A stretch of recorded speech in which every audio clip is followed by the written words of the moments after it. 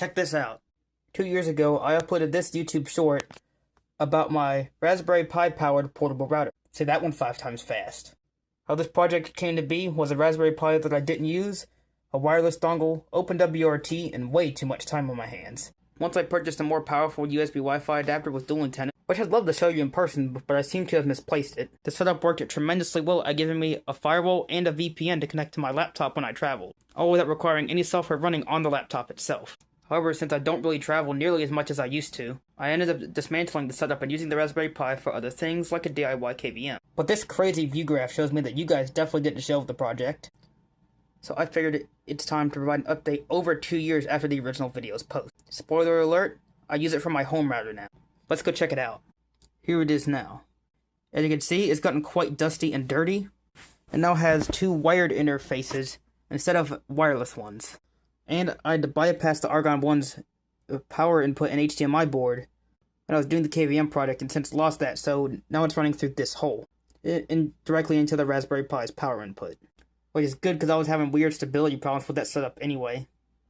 And if I was to ever use this in a different application, I'd replace this case with some other passive design. This is obviously a gigabit interface here externally. It's based on an ASIC chipset, and that goes to our Starlink modem running in bypass mode. And the LAN plugs into a network switch where our wireless access points, which are TP-Link decos, and other stuff lives. And I've also set up its onboard Wi-Fi interface to connect to my phone hotspot if the Starlink was to fail, giving me internet redundancy.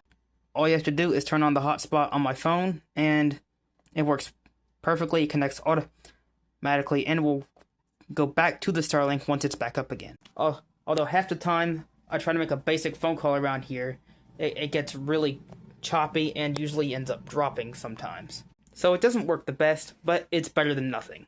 Its performance is great, and the ability to have Tailscale network-wide without having to run a separate machine is pretty awesome, especially when you have a bunch of devices like printers or older network-attached storage devices that don't support Tailscale.